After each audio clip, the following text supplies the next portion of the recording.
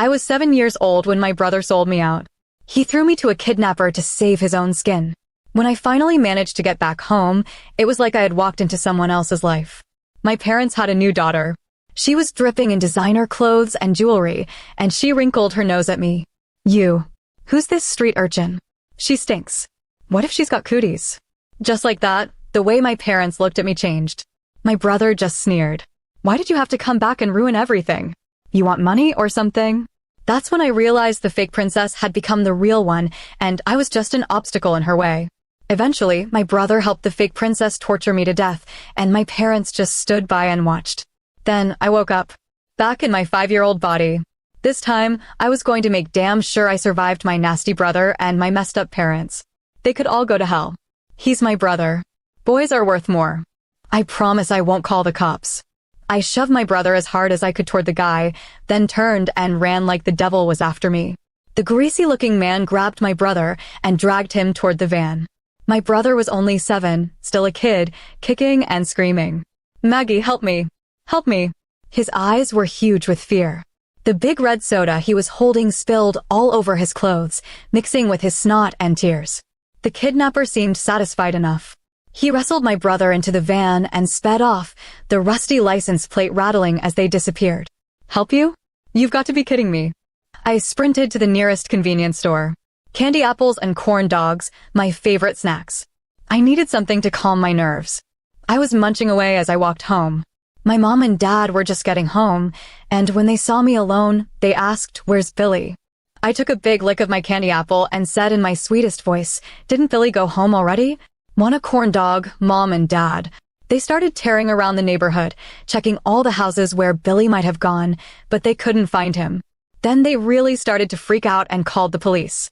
Back then, there weren't cameras everywhere, so finding a kidnapper was like finding a needle in a haystack. Even the cops were surprised. This is one of the safest neighborhoods around here. How could someone just snatch a kid?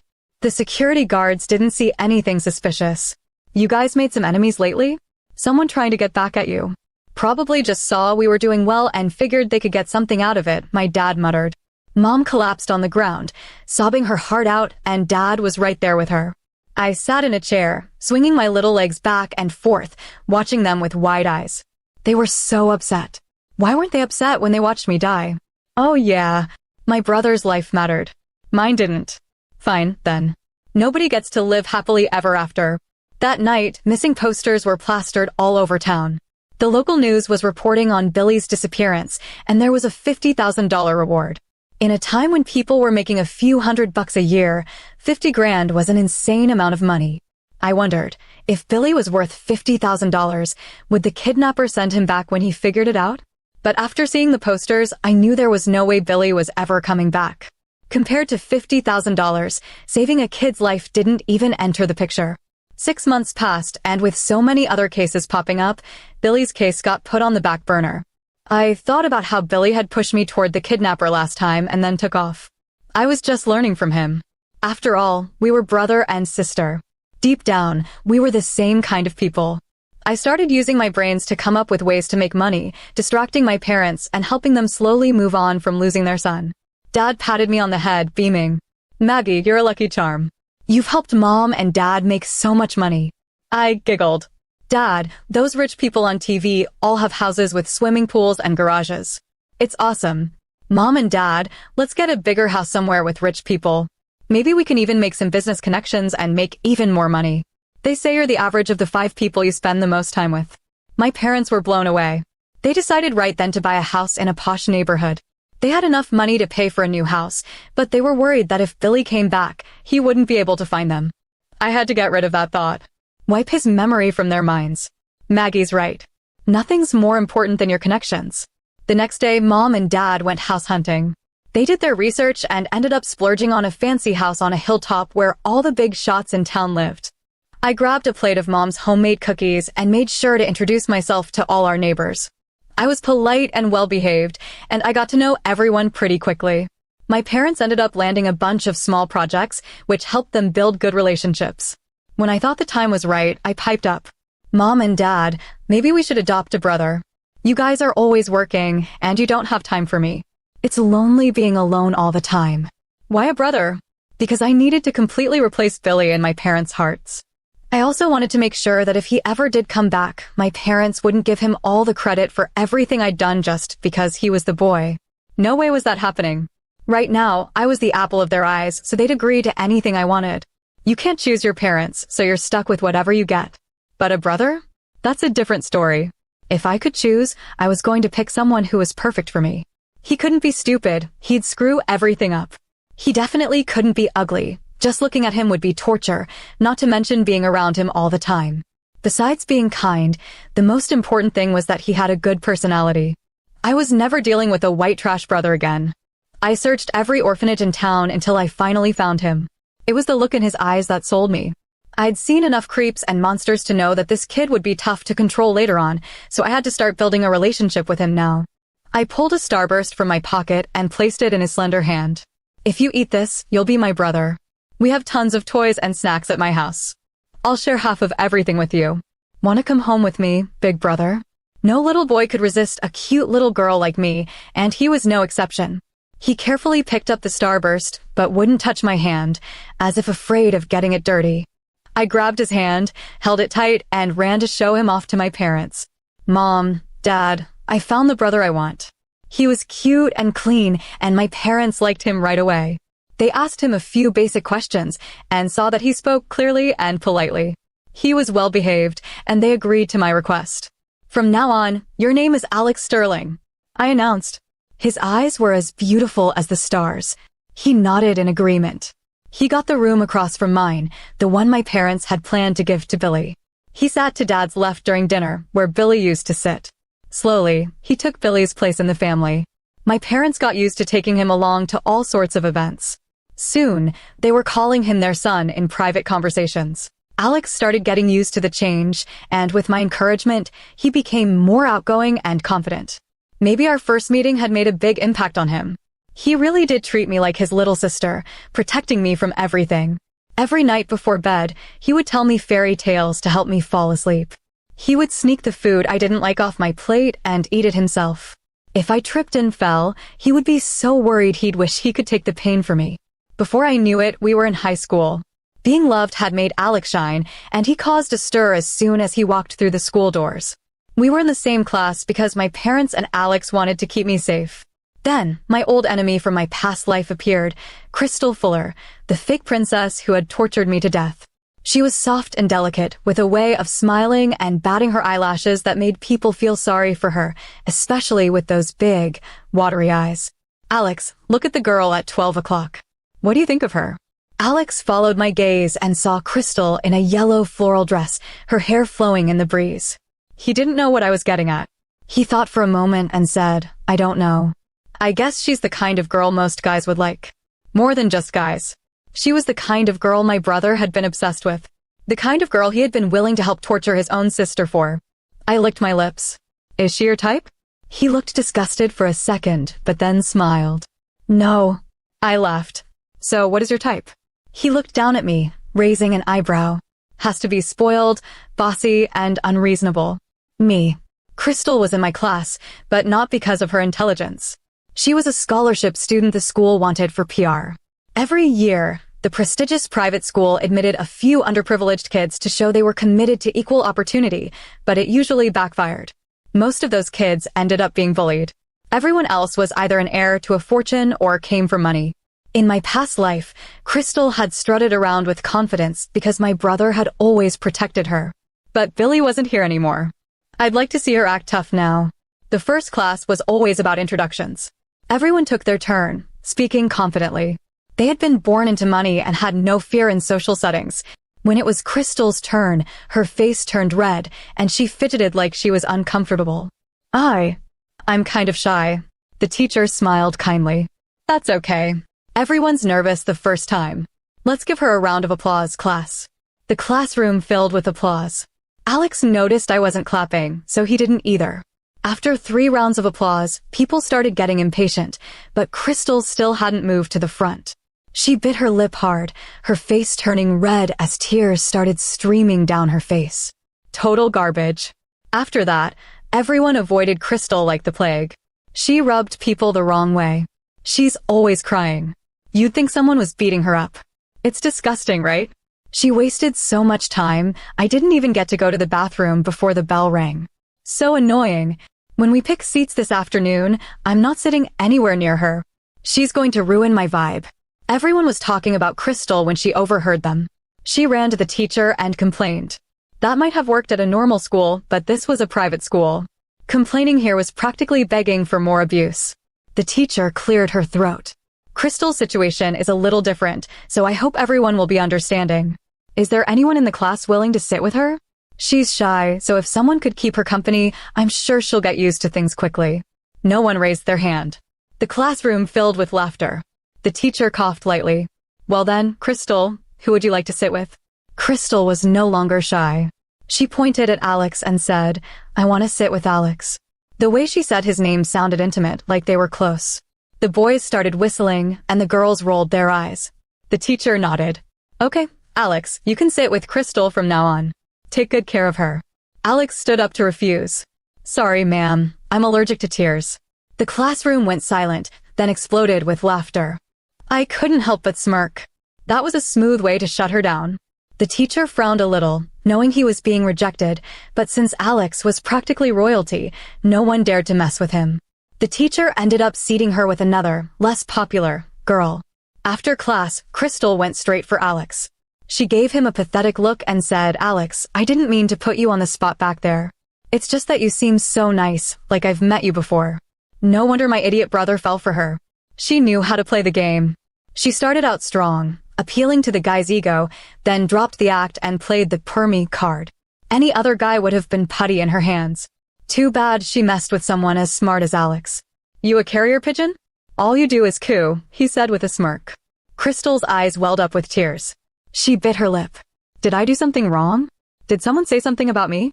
I know I'm not from a wealthy family, and people look down on me, but I just want to make friends.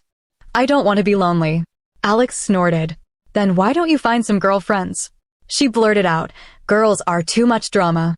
I'd rather hang out with guys. They're not scheming, and they're just easier to be around. A chorus of boos filled the classroom. This was a white lily with green tea leaves. Alex laughed. I don't think all girls are like that. Except for you, of course.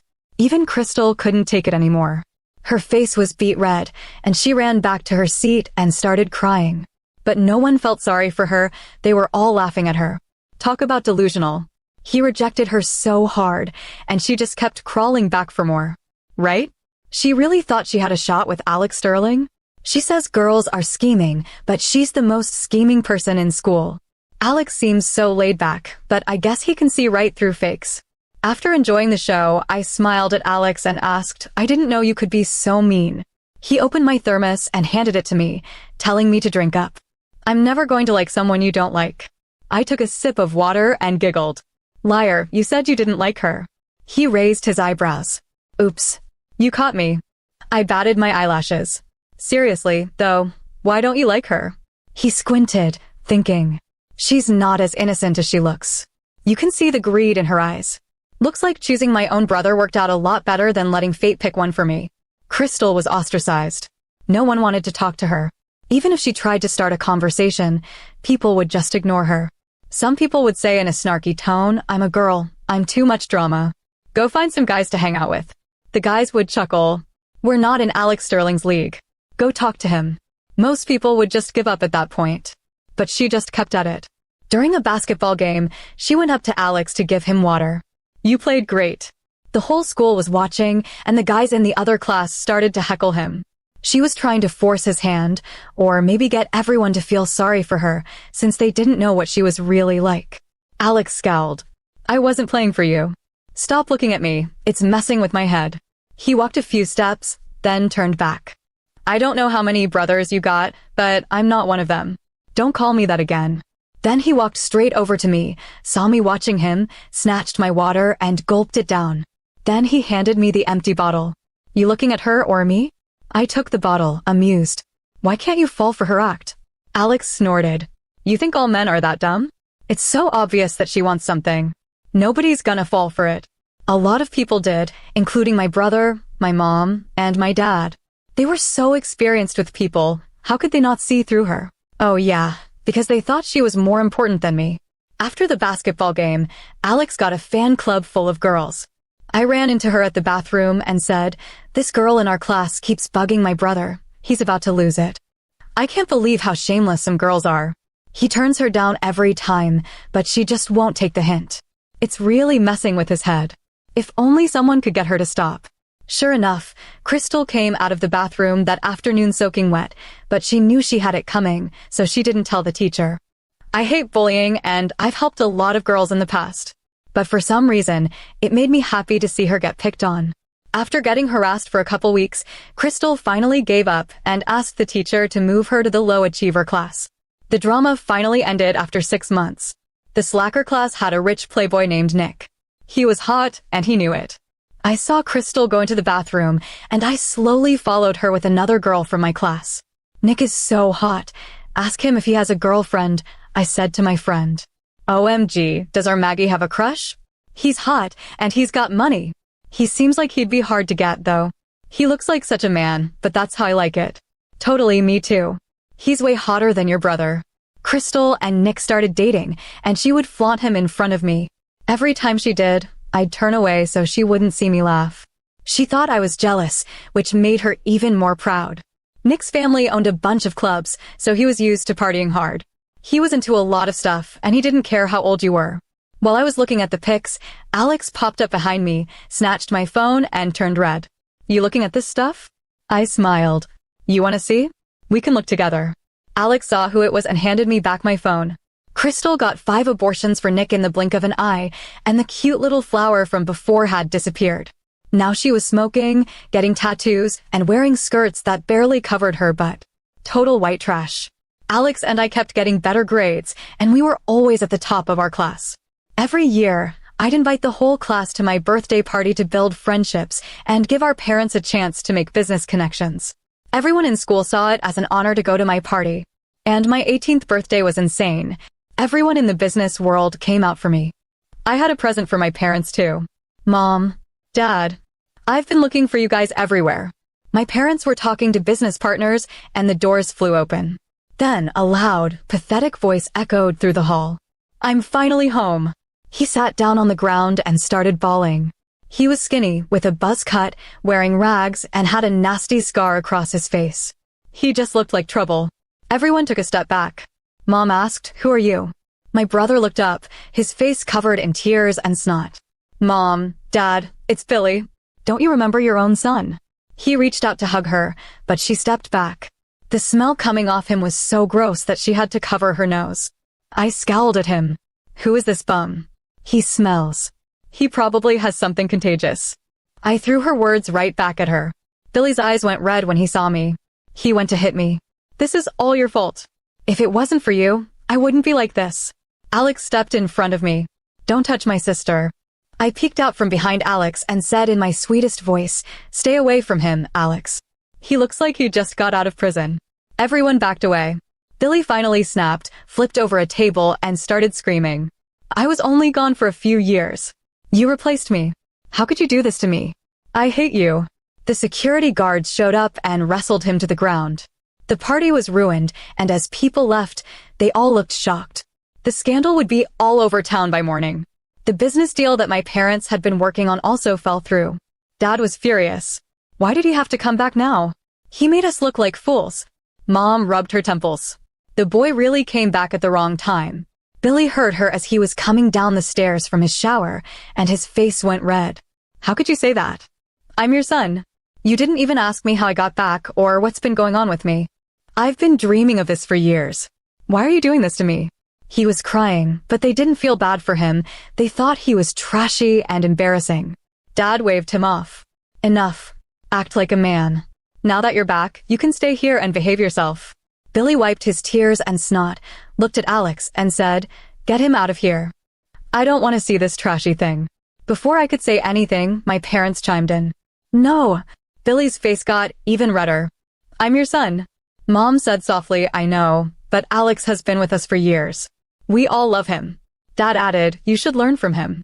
Billy flew into a rage and went to punch Alex, but Alex stepped aside and stuck his foot out to trip him. Since the couch was in the way, my parents thought Billy just lost his footing. Billy fell flat on his face and started bleeding from his nose, but instead of getting sympathy, he got yelled at. Dad yelled, "I can't believe you. Get out if you're gonna act like that." Billy started shaking, but he didn't say anything. He realized that this wasn't the home he remembered. They were going to kick him out. My parents didn't love him anymore. That night, Billy looked at Alex and said, "I'm sleeping here. You can sleep in the guest room." My parents had already gone to bed, so I stopped pretending. "You haven't figured it out yet? You don't have a say around here. While you were gone, Alex took your place. He got the love of our parents, and he's going to get the Sterling Empire. Alex is hot and smart. He's popular and brings so much money to the company every year. And what are you? You're what, 5'6"? You better start being nice to Alex, or when Mom and Dad are old, you're gonna be back on the streets." Alex stood behind me, saying nothing, but looking intimidating. Billy went ballistic. He went to throw something, but he was scared Dad would hear him. He bit down on his lip, fighting back the anger. "Fine, just you wait." After Alex took me back to my room, he asked, "You hate your brother that much?" I nodded. "I want him dead." Alex gave me a strange look, but didn't try to talk me out of it. I licked my lips. "Do you think Crystal and my brother are perfect for each other?" Alex nodded immediately. "They're trash." I smiled. "Then let's give them an opportunity to become trashy together." When the weather got cold, Wu Industries went bankrupt, and Nick didn't have any money to play around with Crystal anymore. When Nick was around, Crystal would bully other people, but now that she was defenseless, they were all out for revenge. I had some of my guys corner her in an alley and beat her up. Then I went in to save the day and asked her to come over to my house. I was her only friend, and she wasn't about to turn that down. She said, "Let's be friends. You're a better friend than any girl in the school." She started fawning all over me. I smiled. "That's the spirit. The old you is dead. We can start over, Crystal." She was begging me. I handed her a dress and told her to go take a bath in my brother's room. He had just moved in and was not used to the room, so I was able to convince him to let her use the shower, not knowing the master plan. "Oh, thank God. I will be done soon. You guys have the softest towels," Crystal said through the door. The room was so cold, but it was a perfect plan. I held out my hand. "Alex, you lost." Alex put his allowance in my hand. "You know people better than I do." I smiled softly.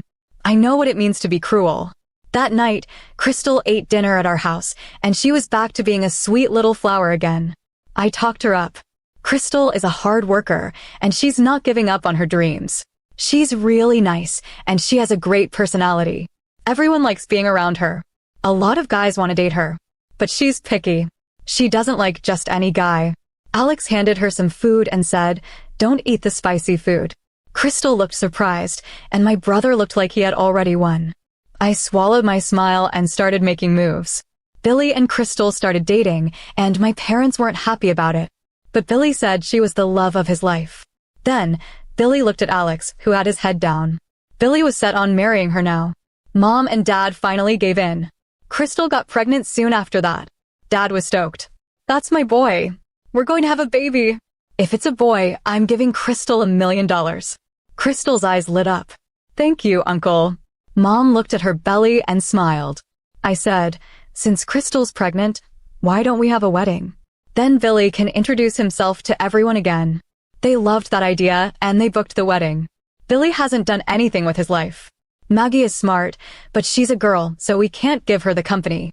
If Crystal's kid is a boy, we'll give him the company. If not, then we'll just keep trying until we have a boy. I know the company is doing well because of Maggie, but she's not a boy. It is what it is. I scoffed. "You want a present? I've got one for you." The wedding was last minute, but everything was super fancy. I said to Alex, "This is a pretty sick wedding." Alex looked at the USB drive in my hand and chuckled. "You still going to destroy it?" I looked at my brother and raised my glass of juice to meet his. I took a sip and smirked. Otherwise, they'll never learn. The wedding march started, and Billy and Crystal walked in hand. Billy and Mom gave speeches, and they started crying. Alex unwrapped a starburst and handed it to me. I laughed. "I'm not a kid anymore." He stuck it in my mouth. "It's sweet." I stuck out my tongue and gave him a wink. "It is sweet." He grabbed my face and stuffed the whole thing in my mouth. I rubbed my cheek. Looks like the bad boy couldn't be a softie. I walked backstage. "You guys have fun in the dirt. I can only take so much filth."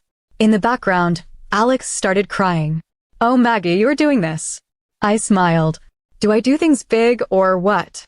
Moments before the doors were open and everyone started gathering, I locked myself in a room and waited. Moments before the ceremony began, I went behind the projector and replaced the slideshow with a video of Crystal and Nick that Alex got with his connections. Right as the priest came in, I laughed. "And we'll see what happens now." And then as the video started to play, chaos began. Crystal looked like she was dying, and a few minutes later, as planned, so did Billy. The police were here and the crowd was laughing in my favor. I did what I needed to do. With the wedding in shambles, Crystal lost the baby after a rough night and was paralyzed. "You will never have a partner ever again," I said as she was taken out of the emergency. Billy was sent to jail for 10 years for assault and battery. It looked like Mom would have to pay, but she decided to pull off. "I'm his mother, but I didn't raise him. He is on his own," Mom said. Mom had a concussion. Dad was given new teeth. I came in and was on cloud 9. I made things right as always. After graduation, Alex told me I would never be so cruel. I said people are who they are. The night was perfect and I can finally live my life now. Crystal was sent to a mental institute as planned. She was never heard of again. Billy hung himself in prison. His last words were, "It was all worth it." I decided to donate Mom and Dad to the hospital and let them rest. I went outside to find flowers and the sun was shining. What a great day it was.